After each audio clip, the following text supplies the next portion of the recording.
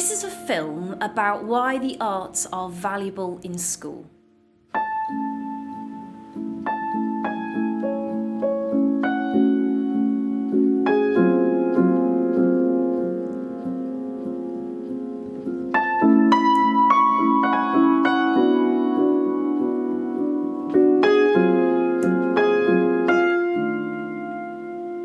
St Marylebone is a highly successful inner London state secondary school, achieving great results and experiences for our students. At the heart of our success are the arts. Creativity is as tangible in the science lab as it is in the dance studio.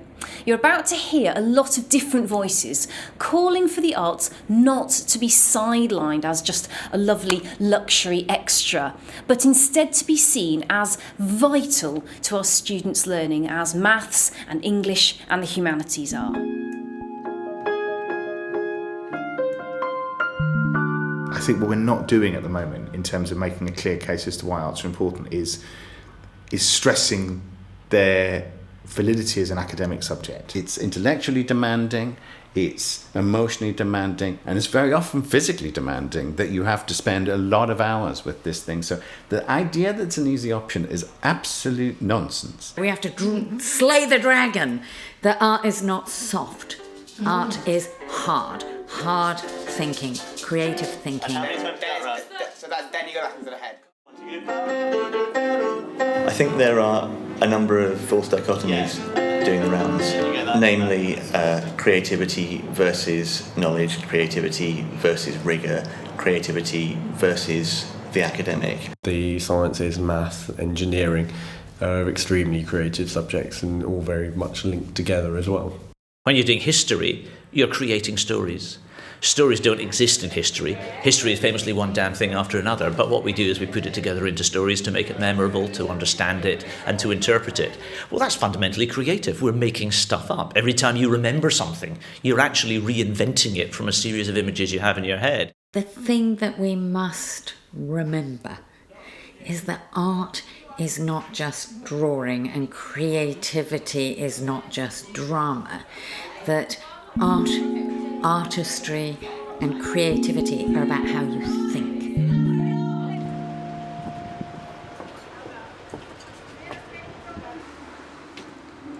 Well, our biggest problem is probably the way the government talks about study, particularly at secondary level.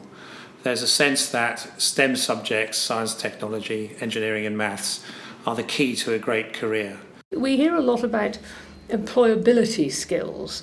Well, that isn't just reading and writing and arithmetic. It's the whole social side. It's the whole interaction with people side. And I think the performing arts help greatly in developing those skills among young people.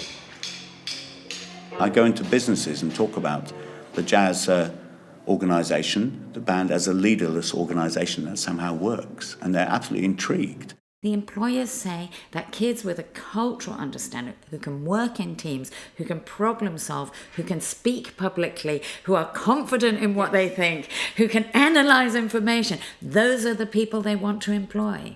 And those are the gifts of doing art.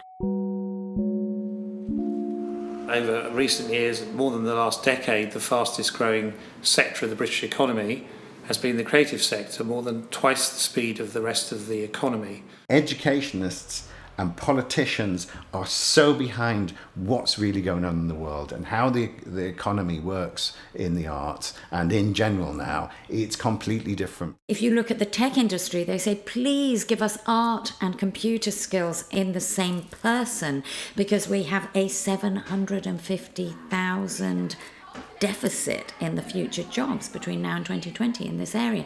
I mean, if you just want to make the economic argument about jobs, everybody is saying, no, that's rubbish. What we need is creative, rounded human beings. The world has changed enormously, and actually it's the creatives that are driving the economy now. Why do we have to defend our subjects so much? You don't really hear these questions being fired at the different subjects. Why is science important? Why is maths? It's just a given. It's just obvious, you know. Whilst music can be used as a vehicle for other things, and that's a worthy and an important aim, we can't overlook the value of music for its own sake.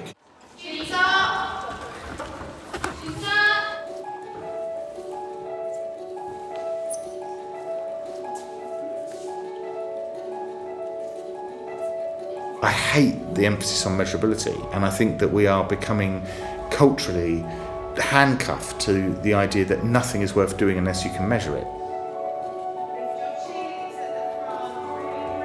You learn empathy, you learn tolerance and patience. You suddenly realise how small your little corner is. I think the arts are the window onto the world. We are rapidly chopping off all the things that you can't put into a spreadsheet, and I think that's really worrying. The biggest barrier is probably the assessment and accountability system. I think it's in teachers and head teachers and parents' hearts to value the arts far more than they are at the moment.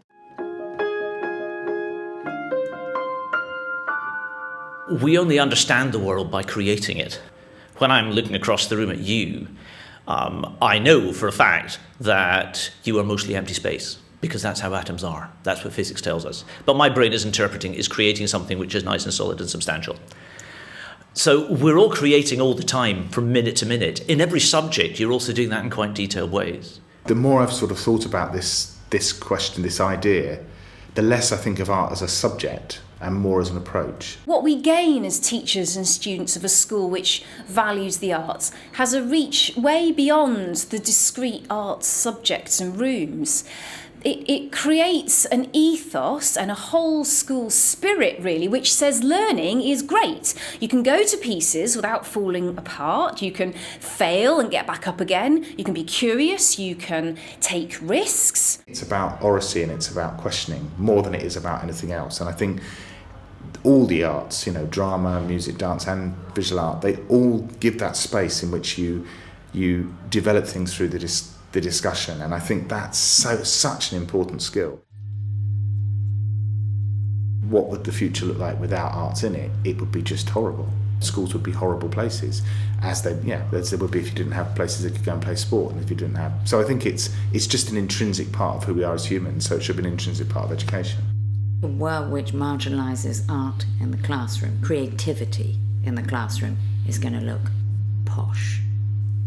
That only the people, only the privileged kids who are automatically going to have access to the cultural artefacts, the cultural experience, they are going to run the world.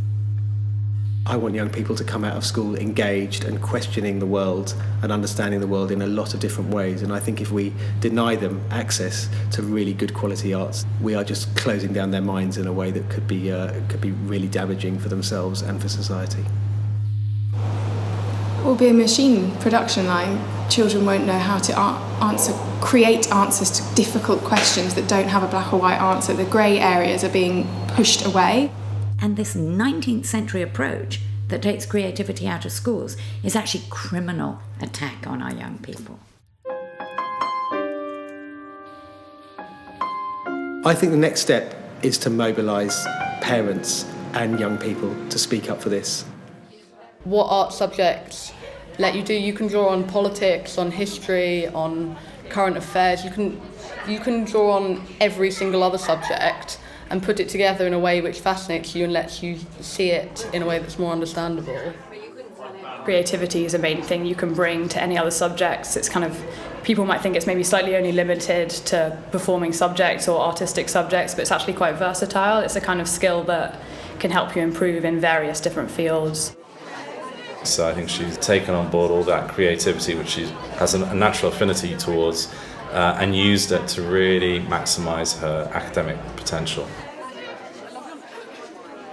We're being told that music and art are not facilitating subjects, for example, for Russell Group universities. A great education isn't about producing a certain kind of student for a certain kind of university, for a certain kind of course, to become a certain kind of employee. Getting students the best grades to help them get to the best universities for them is, yes, it's one of our aims.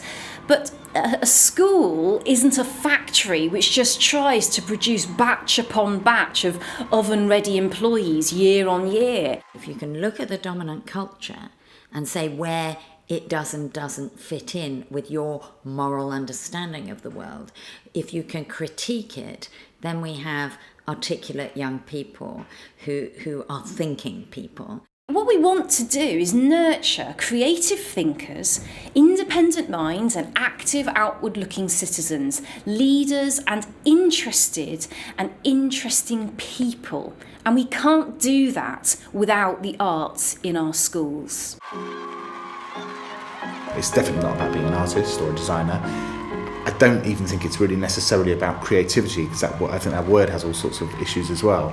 I just think it's a way of engaging and asking questions that's a bit different to the way you ask questions when you're in some of the other lessons. The arts keeps your mind open, so therefore keeps your options open, regardless of what you choose to do as a career. I think it's very powerful, and there's no reason why you wouldn't do it, except for some misguided idea that education is somehow to prepare you for some lifestyle that the government think you should have.